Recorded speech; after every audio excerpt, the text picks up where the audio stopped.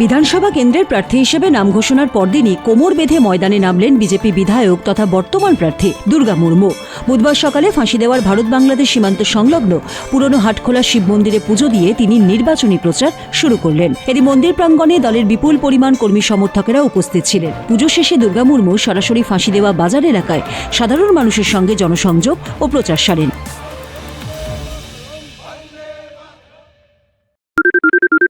সোনাক্ষী, মশলা কোথায়?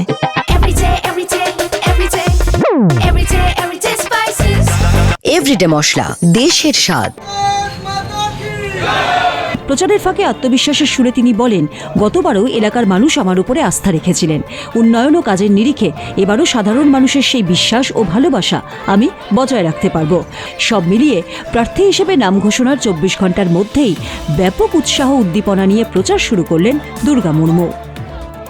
মানুষ কিন্তু আস্থা রাখবে, ভরসা রাখবে এবং আমাদের বিজেপিকে ভোট দেবে, এটা নিশ্চিত। কারণ মানুষ বুঝতে পেরেছে যে আগামী দিনে যে সুশাসন বা এখানকার আমাদের যেটা ভৌগোলিক অবস্থান যেগুলো পরিবর্তন হচ্ছে এবং আমাদের যেটা শিল্প এবং অন্যান্য যে সমস্ত প্রয়োজন দরকার সেটা বাস্তব আমরা এই আগামী 26-এ সোনার বাংলা গড়ে তোলার লক্ষ্যেই কিন্তু আজকে আমরা এই প্রথম মন্দির থেকে পুজো দিয়ে আমরা প্রচারে নেমেছি। ফাঁসি দেওয়া থেকে সৌরভ রায়ের রিপোর্ট, উত্তরবঙ্গ সংবাদ।